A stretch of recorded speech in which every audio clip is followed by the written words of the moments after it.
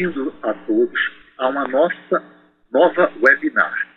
Hoje nós vamos falar do MapleSim no ensino médio. Inicialmente, vamos fazer uma breve introdução do que é o MapleSim e como ele funciona na área de didática e acadêmica. A modelagem física incorpora cálculos matemáticos e leis da física para descrever o comportamento de um componente de engenharia ou um sistema de componentes interconectados. Como a maioria dos sistemas possui dinâmicas associadas, os seus comportamentos são definidos tipicamente por equações diferenciais ordinárias. Para ajudá-lo a desenvolver modelos físicos de forma rápida e fácil, o MapleSim fornece as seguintes formas: representação de sistemas acausal, que, diferentemente da abordagem de fluxo final ou causal, que requer entradas e saídas do sistema definidos de forma explícita, uma representação topológica nos permite conectar componentes relacionados sem ter que considerar o fluxo de sinais entre os componentes. Essa formulação de modelo matemático de simplificação, uma representação topológica traça prontamente a sua representação matemática e a capacidade simbólica do MapleSim de automatizar a geração das equações do modelo. Quando o MapleSim formula as equações, várias ferramentas de simplificação matemática removem qualquer equação redundante e multiplicação por zero ou um. As ferramentas de simplificação combinam e reduzem as expressões para obter um conjunto mínimo de equações exigidas para representar fielmente o sistema. Resolução de equações diferenciais algébricas avançadas. São introduzidas limitações algébricas na abordagem da definição do seu modelo, e para problemas que combinam equações diferenciais ordinárias, com essas limitações algébricas são evocadas as rotinas de equações diferenciais algébricas.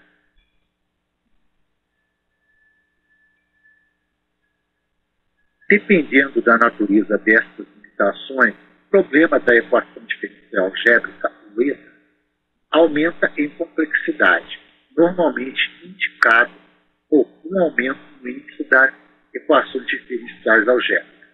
O desenvolvimento generalizado de solucionadores computacionais de cálculo, ou solver, para equações diferenciais algébricas complexas é um assunto de muita pesquisa no campo da computação simbólica. Como resultado, o MapleSim fornece solucionadores matemáticos avançados de ETA, que incorpora complexas técnicas numéricas e simbólicas para resolver altos índices de equações diferenciais algébricas.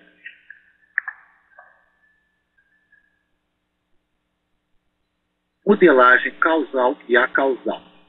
Como a maioria dos sistemas de engenharia consta de componentes físicos, os modelos de sistemas podem ser definidos em termos dos seus componentes, de forma como são conectados.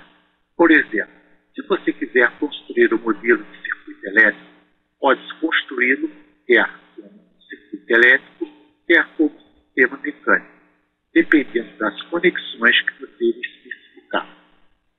Em outras palavras, você pode construir topologicamente utilizando um sistema de blocos para representar componentes e linhas para representar as relações entre esses componentes.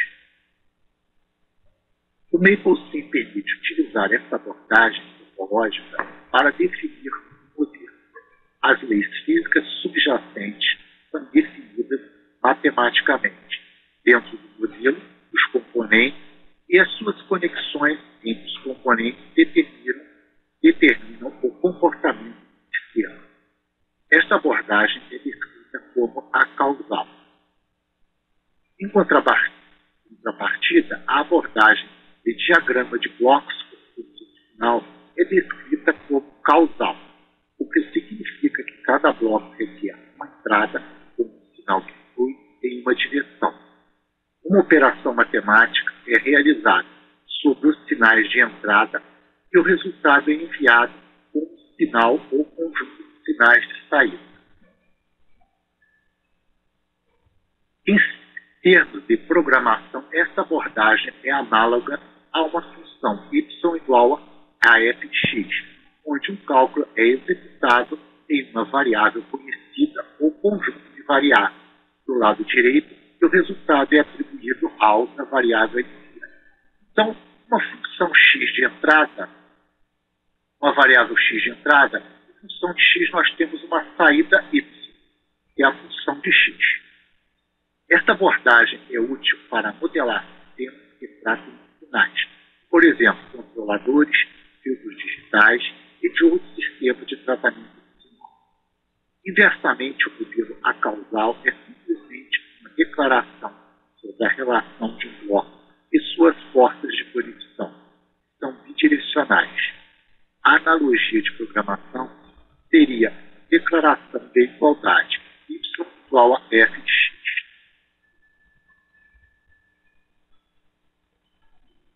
A representação matemática de um bloco de componente é determinada pela lei da conservação física, para o qual o componente deve satisfazer. Esta lei estabelece que a soma de todas as energias, correntes, forças, fluxos de calor ou massas, dependendo do propósito de um componente, este deverá ser igual a zero nas duas portas de conexão. Ou seja, a zero igual na entrada x e na entrada y, a soma dessa energia tem que ser igual a zero. Ou seja, o que entra também é o que sai. Você pode utilizar o mecanismo para criar modelos causal ou acausal, ou modelos que misturem ambas as abordagens.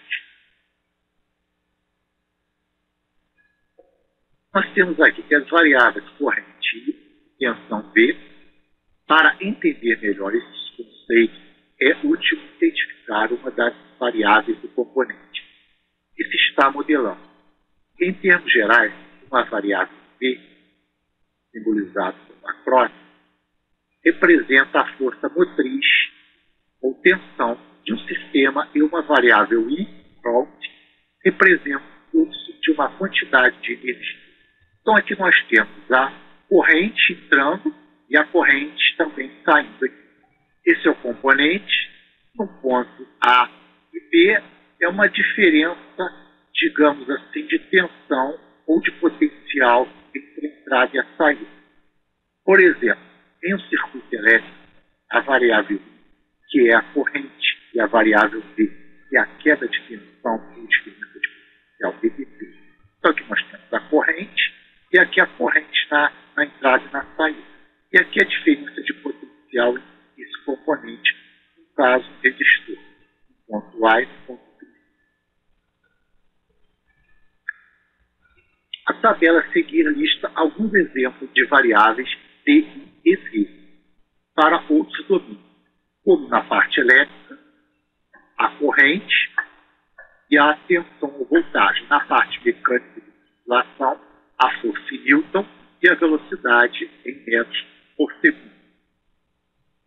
A mecânica, rotação, torque, Newton-metro, e a velocidade angular em radianos por segundo.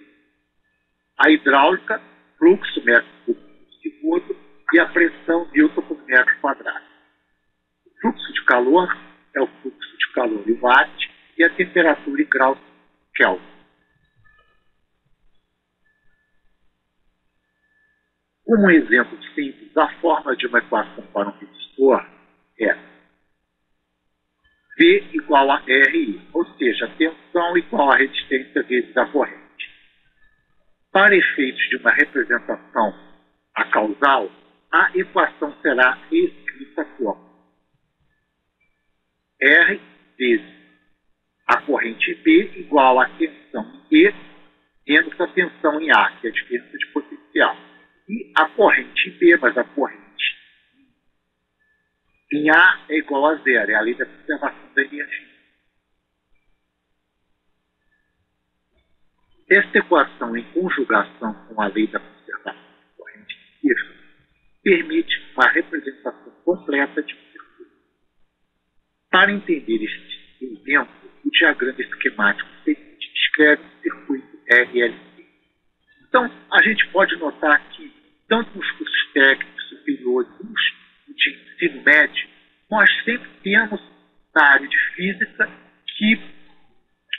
ou matemática, temos que desenvolver um circuito, no caso, tratando-se de eletricidade, na disciplina de física e a matéria de eletricidade, nós temos sempre que representar esse componente, normalmente associado com resistores, capacitores, pode ser resistores em série, resistores em paralelo, capacitores em série em paralelo, para nós determinarmos as equivalências dos componentes e também o funcionamento desse circuito. O que nós podemos destacar aqui como uma grande vantagem? Por exemplo, se nós aqui com essa teoria, se utilizando o Bribus, nós podemos substituir o laboratório. O laboratório, todos sabem que tem componentes caros, como osciloscópios, multímetros, amperímetros, tem todos, e vários componentes que também serão utilizados e poderão ser descartados para uma nova montagem de uma outra turma ou grupo de alunos. Então, aqui nós já estamos vendo uma grande vantagem que poderemos substituir muitas vezes os laboratórios que, às vezes, em determinadas escolas, nem sequer tem esse laboratório básico. Nós podemos demonstrar de forma clara e prática todo esse comportamento desse nosso sistema, o circuito que nós estamos querendo fazer. Isso se aplica tanto à parte elétrica como também a sistemas mecânicos. Nós vamos ver mais adiante uma modelagem, uma simulação propriamente desse circuito elétrico, que é simplesmente o circuito RLC, ou seja, resistor, indutor e capacitor série. Caso queremos modelar esse circuito manualmente, pode ser representado com as seguintes equações para resistor, indutor e capacitor, respectivamente. Então, aqui nós temos que a modelagem, no caso teórica, que o Maple vai se utilizar, é essa base, a resistência vezes a corrente do resistor, igual a tensão em A, B, menos a tensão em B. Aqui a derivada da corrente, a indutância, vezes a derivada da corrente do indutor, igual a tensão em B, a diferença de potencial, tensão em B menos a tensão em C. A corrente de C é igual ao capacitância do capacitor vezes a derivada da tensão C em função do tempo. Aplicando-se a lei de Kirchhoff, as equações da conservação são os pontos A, B e C, como nós vimos na figura acima anterior. Que são a corrente V, a corrente menos a corrente no resistor igual a zero. A corrente S menos a corrente no indutor igual a zero. E a corrente no indutor menos a corrente no capacitor também igual a zero. Então, voltando aqui, nós temos aqui o circuito que nós escrevemos abaixo. O A, B, C, o capacitor e a resistência. Essas equações em conjunto, como a definição de tensão de entrada do ambiente, número de 0 a 1 volt, um segundo após o início da simulação, nós temos aqui a tensão em A, nessas condições, com T variando entre 0 e 1, que é o tempo, entre 0 e 1 segundo, e para o T de 1 segundo maior ou igual a 1 segundo, que nos fornece informações suficientes para definir o modelo para calcular as tensões e as correntes do circuito. Então, nós vimos aqui que essas são todas as condições aqui desse circuito. Temos aqui as formas principais das equações que nós vamos utilizar, que o próprio sistema vai trabalhar em cima dessas equações. E nós poderíamos mostrar toda essa teoria de forma prática também possível. Então, aí está uma aplicação, tanto em cursos técnicos como cursos de ensino médio, ou qualquer área que exige demonstrar conceitos físicos ou conceitos matemáticos.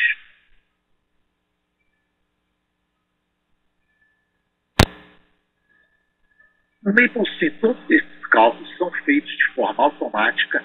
É necessário apenas desenhar o circuito e fornecer os parâmetros dos componentes. Esses princípios podem ser aplicados igualmente a todos os domínios da engenharia, ou da física, ou da matemática, e permitir a conexão de componentes de um domínio a componentes de outro domínio com facilidade. Nós vamos agora, então, mostrar assim, as principais características da tela do MapleSim, que a gente vai ver mais adiante no próprio programa. Mas, para adiantar aqui, nós temos as paletas de componentes. Então, nessas paletas, a gente vai clicar, vai aparecer todos os componentes aqui. Temos aqui a nossa área de trabalho, ou folha de trabalho, que é aqui que nós vamos desenvolver todos os nossos componentes, todos os nossos modelos, nós vamos modelar aqui para poder simular esse sistema mecânico ou circuito elétrico. Aqui nós temos a nossa barra de ferramentas principal. Nós vamos ver a utilização delas mais adiante, como contas de prova, selecionarmos texto, borrachas, componentes geométricos, entre outros. E aqui nós temos o nosso painel de configurações. No caso, por exemplo, do resistor, a gente vai colocar a sua resistência e valor de ohms, entre outros valores. Aqui nós temos o nosso painel de componentes, ou também painel ou menu de visualização de todos os cálculos do processamento.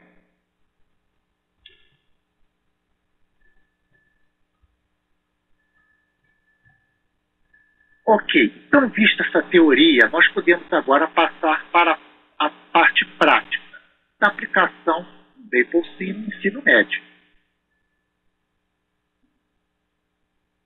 Então aqui, como eu falei, aqui temos os menus, os principais botões de controle, e aqui nós temos o painel, ou seja, o painel com as paletas.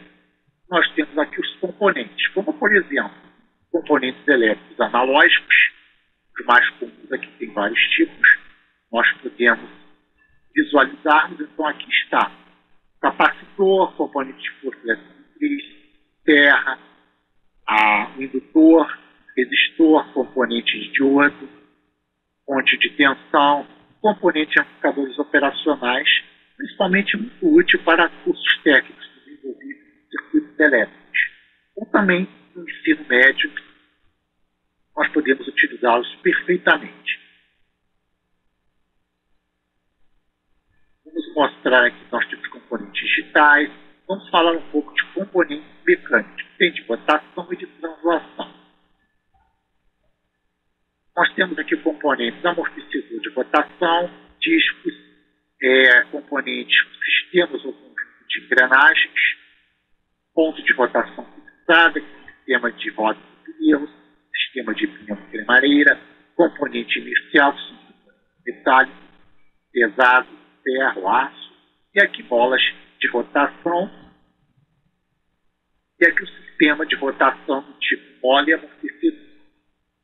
Nós temos também componentes multicorpos, componentes hidráulicos, componentes térmicos, magnéticos, etc.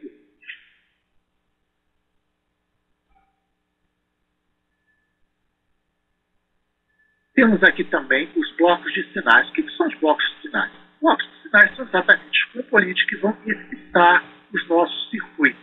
Ok? Então aqui nós temos uma onda senoidal, que pode ser uma corrente alternada, por exemplo, onda de passo, pulso digital, que vai alimentar ou forçar a energizar no caso, o nosso circuito elétrico. E aqui, como eu falei, temos os painéis, o nosso painel de configurações. Configurações avançadas, que é caso a caso, e as configurações mais básicas, que é o que nós vamos mais utilizar. Aqui no caso nós temos aqui o tempo, segundos, minutos, horas, entre outros. No caso de resistor vai ser resistência. E aqui nós temos aqui, podemos selecionar o erro absoluto, o erro relativo, para darmos a precisão do nosso circuito elétrico ou sistema. Então aqui eu falei, aqui é a nossa área de trabalho, aqui o nosso painel de visualização de exemplos, como está se ocorrendo o processamento, quantas equações ele gerou, entre outras coisas. E aqui nós temos aqui a visualização tridimensional para sistemas mecânicos. Nós também vamos ver uma simulação do sistema mecânico. Seria, digamos assim, um laboratório prático da nossa teoria, colocado em prática nesse laboratório, só que sem haver necessidade de termos que construir, digamos assim, esse robô, esse componente, esse braço robótico, por exemplo, nós podemos simular de forma totalmente real, realista e de forma de alta precisão. Como eu disse, ele pode ser utilizado tanto no ensino médio, ensino técnico, como na engenharia. Claro que na engenharia nós vamos utilizar todos os recursos mais avançados com ele.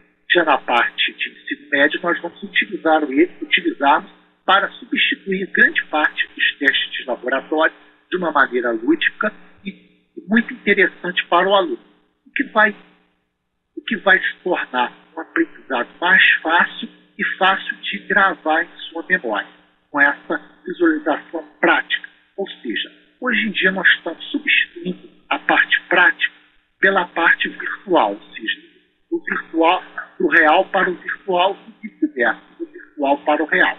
Porque com esse sistema, ele é totalmente baseado em cálculos matemáticos e físicos, que o seu comportamento é exatamente igual, tanto na virtualidade quanto na real. Isto é a simulação real.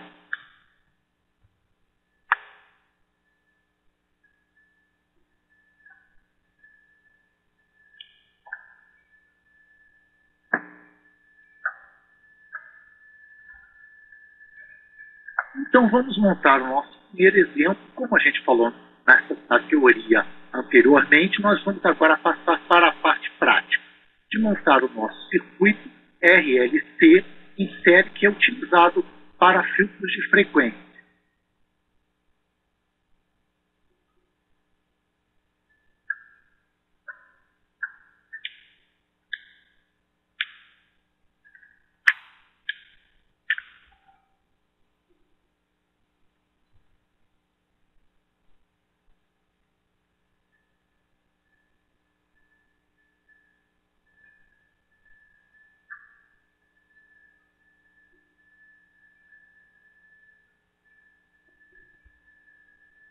Ok, vamos montar o nosso circuito propriamente. Vamos arrastar um resistor para a área de trabalho. Vamos arrastar um indutor para a área de trabalho. E um capacitor. Vamos posicionar.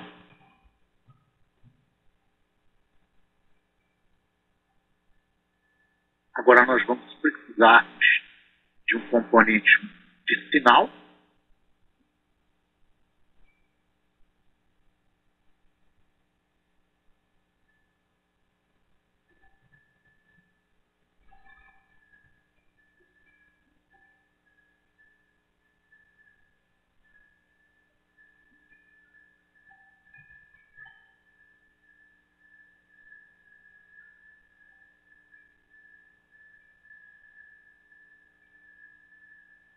Ok. Posicionado isso, agora só falta um sinal de passo, que é um bloco de sinal.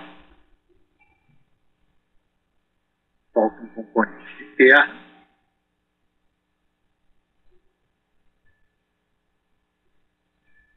Ok. Então aqui nós temos já todos os nossos componentes aqui na área de trabalho. Agora nós vamos conectar e ligarmos um componente a outro. Note que aqui é positivo, negativo. Então nós estamos montando o nosso circuito, digamos assim, em laboratório. Aquelas placas de circuito impresso de laboratório.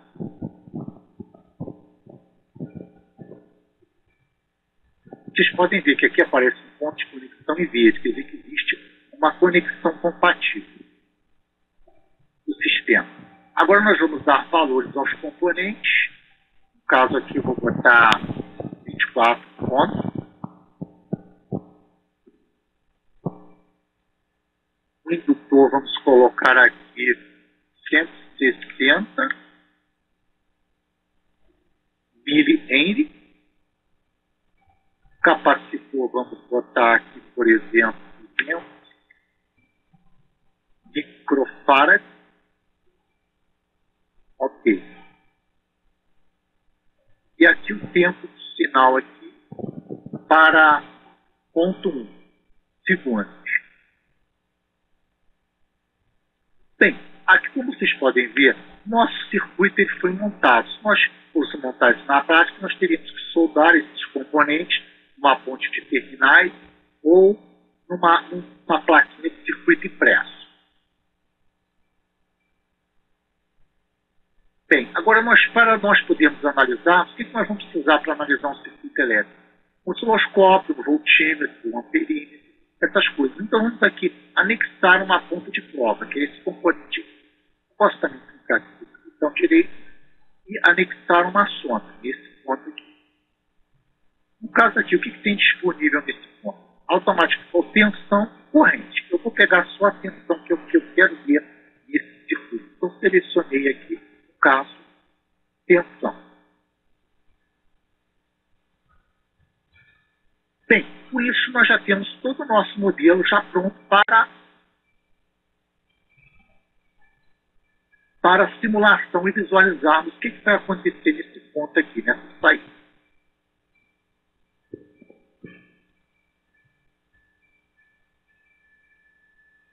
Vamos então simular esse nosso.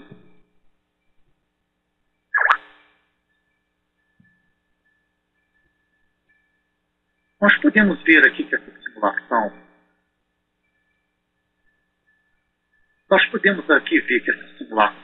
deu esse resultado aqui de forma gráfica.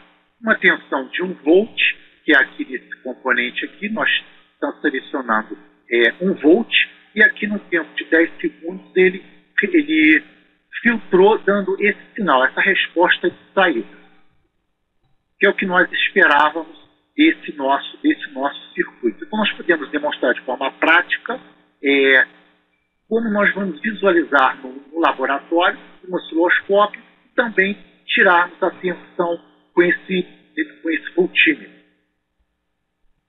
Aqui nós temos os eventos, ou seja, como se ocasionou os cálculos. Aqui no caso, ele simplificou um sistema com 31 equações, removeu 28 equações, e resultaram de apenas 3 equações que descrevem todo o comportamento. A gente, como pode ver, ele não vai pela maneira mais simples, ele calcula de toda a maneira mais complexa e completa possível, no caso, gerando 31 equações. Só que ele resolveu com apenas 3 equações, simplificou com apenas 3 equações no final. Ok, então com essa visualização nós já vimos como montar um modelo de circuito e também simular.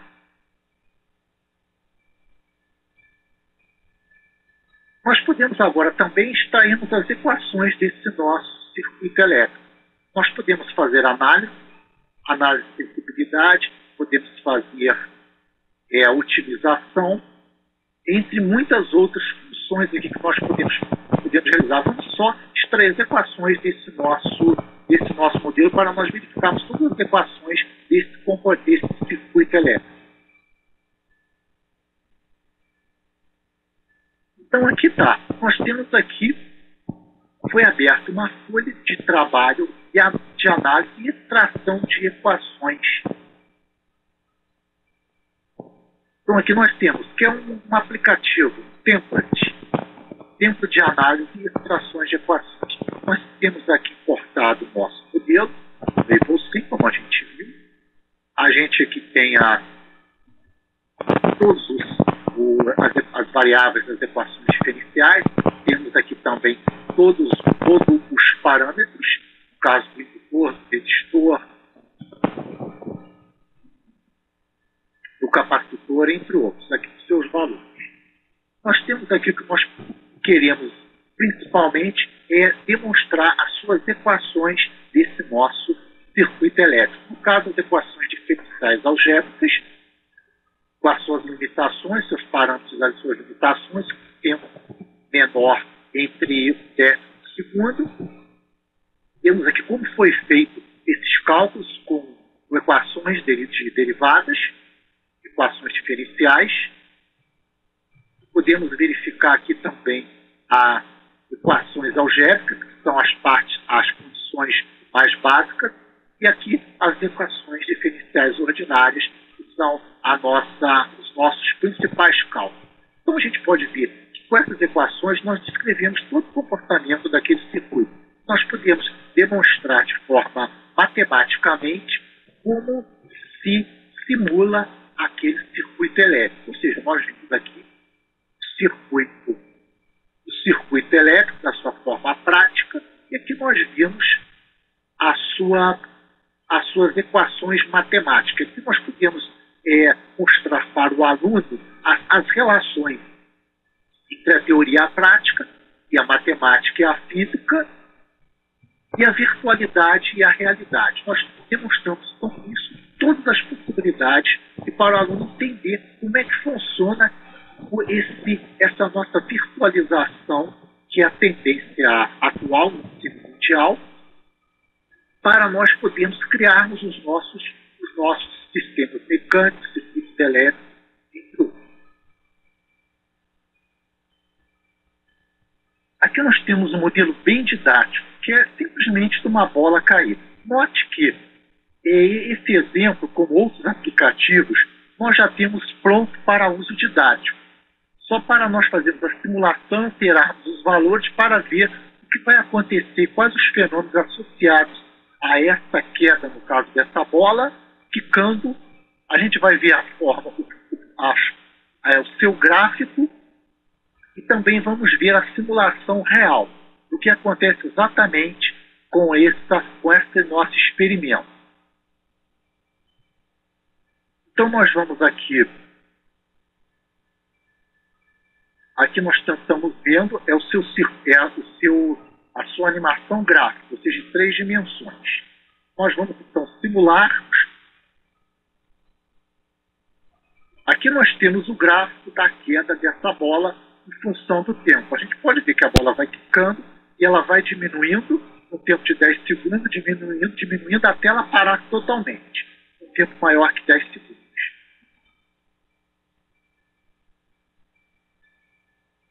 E aqui também é com referência à sua massa e o tempo. Ok. Aqui nós temos, então, o modelo tridimensional desse mesmo sistema.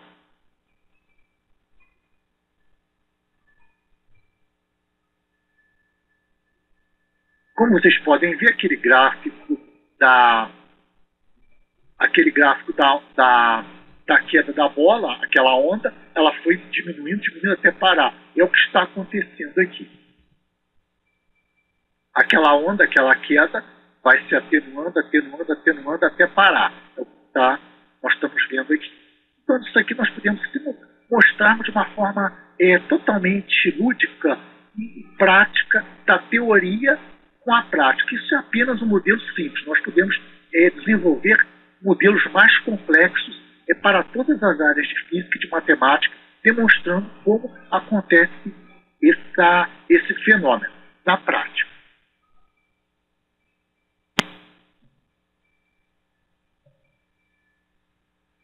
Nós aqui, por exemplo, alteramos o tempo de 10 segundos para 20 segundos. Então nós vamos ver o que vai acontecer agora com esse gráfico.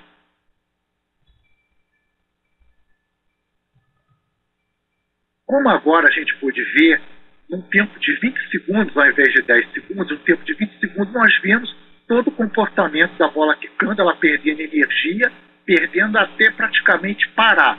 Provavelmente 25 ou 30 segundos ela estaria totalmente em linha reta, totalmente parada, com apenas a modificação no tempo. Ou seja, o que a gente quer dizer com esse exemplo lúdico e simples? Que com um tempo maior de 20 segundos, a gente já viu que a tendência dela é diminuir a sua energia até parar.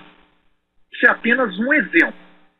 Nós podemos trabalhar com vários exemplos em cima deste exemplo, como também desenvolver outros exemplos, ou outros aplicativos para demonstrar de forma prática o que ocorre na teoria física e matemática.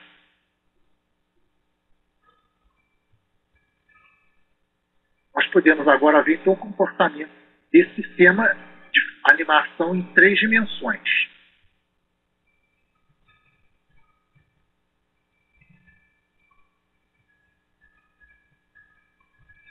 A gente pode ver que ela está demorando mais a cair, no caso, 20 segundos até praticamente parar.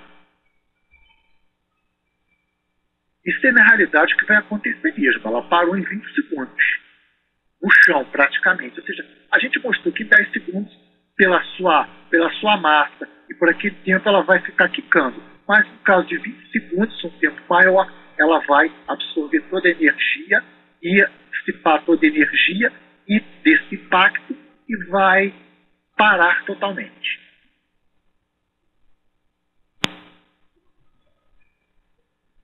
Vamos analisar um pouco esse circuito aqui. Aqui está a nossa bola. Aqui está o nosso sinal, o nosso pulso. Tem uma pequena força aplicada com a força F.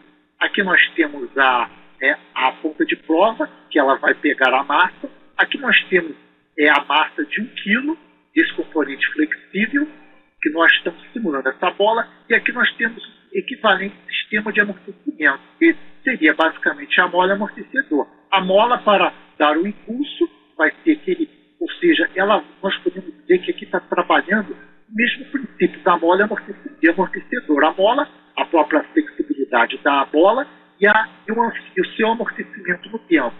Ela vai quicando, mas vai diminuindo. A bola vai fazendo a parte dela quicar, na frequência, e o amortecedor diminuindo até parar totalmente. Então seria a representação gráfica desse comportamento dessa nossa bola. Nós estamos analisando aqui mais efeito de curso de nível superior, mas nós, para ensino médio, nós vamos apenas trabalhar com a simbologia, ou seja, com a parte prática. Mas nós também podemos avançar para a área técnica e superior, demonstrando todo o comportamento desse nosso sistema mecânico. Então vamos para o próximo exemplo. Bem, nós temos agora um modelo de uma catapulta. Nós vamos simular o que vai acontecer com essa catapulta, ou seja, a função de uma catapulta é lançar um objeto, uma bola, uma bola metálica, por exemplo, a uma determinada distância. De acordo com o peso da bola e com a pressão, a força exercida aqui, vai se dar um determinado tempo o comportamento desse nosso sistema.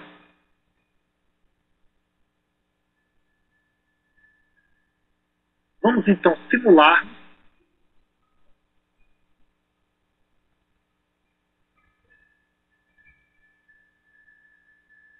aqui nós temos então o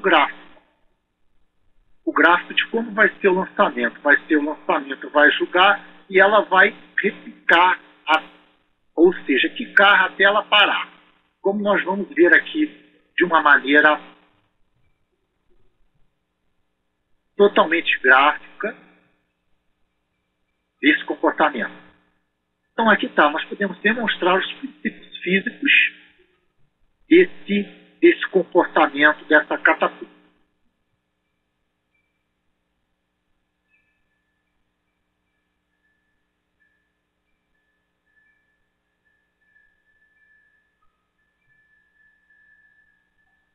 Como a gente pode ver, dependendo da força, ela vai receber uma energia que vai quicar uma certa distância até ela parar.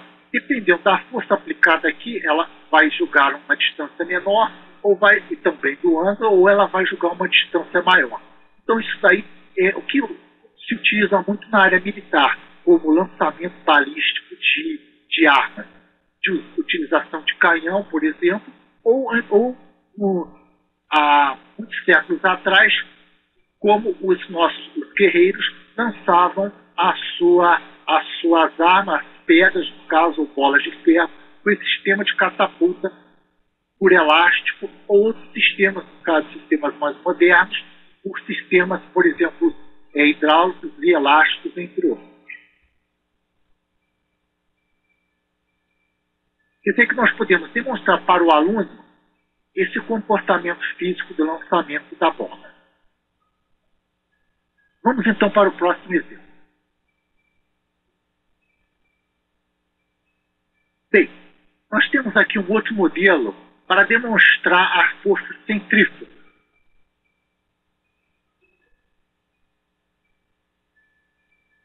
Vamos simular ele e vamos ver o que vai acontecer. Ok, aqui então nós temos o ângulo φ, temos o comprimento e a velocidade do motor em ângulo. Velocidade angular do motor, num tempo de 15 segundos. Nós temos então aqui o gráfico exatamente do comportamento dessa centrífuga. Isso é visualizado de forma gráfica. Nós temos aqui então agora seu modelo tridimensional do comportamento dessa nossa centrífuga.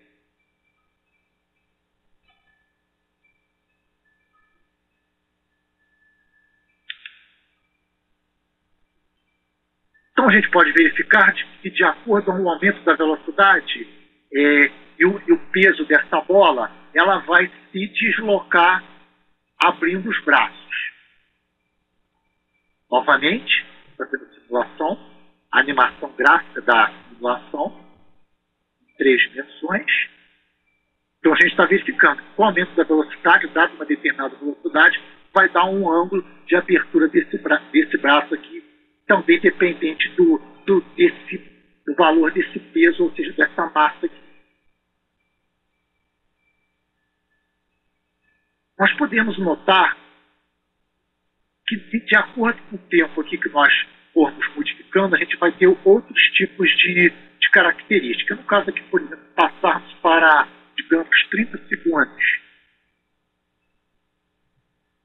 Vamos então simular novamente. Aqui está, então, a gente verificou que houve uma pequena diferença no comportamento num tempo maior, claro, no tempo de 5 segundos. Vamos ver como ficou aqui a simulação gráfica.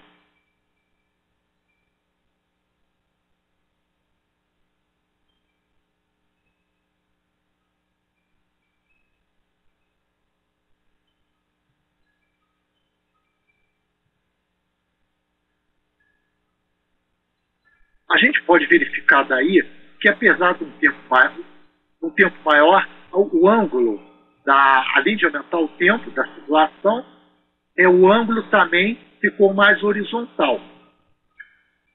O ângulo aqui a gente verificou que ficou mais horizontal, ou seja, ele foi tendendo a subir, a quase ficar, ou seja, também vai depender, claro, da velocidade, como também, dado o tempo que a gente verificou que ele vai adquirindo energia até ficar praticamente plano ao eixo do Y. Novamente.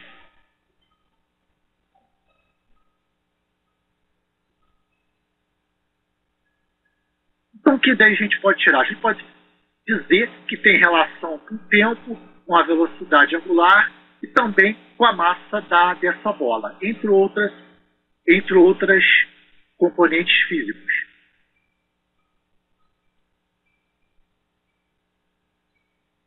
Como a gente nota, para um aluno se torna muito mais interessante, porque ele vai se interessar não só mais pela matemática, como vai se interessar também mais pela física. Porque ele vai ver exatamente aquilo que ele fez no papel de forma teórica e sem riquezas de detalhes, utilizando isso do Babel Sim, ele automaticamente vai visualizar como é o comportamento físico na vida real daqueles cálculos, daquela teoria que ele viu ali na sala de aula, no quadro negro. Então, é um complemento. E não há necessidade de ir para o laboratório fazer esse experimento. Pode simplesmente fazer esse experimento em própria sala de aula, tornando-se o aluno vai conseguir compreender e afixar muito mais os conceitos matemáticos e físicos da teoria, visualizando de forma prática, e aumentando também, é claro, o interesse dele na aula e, consequentemente, a melhoria nas notas dele e no Enem, por exemplo.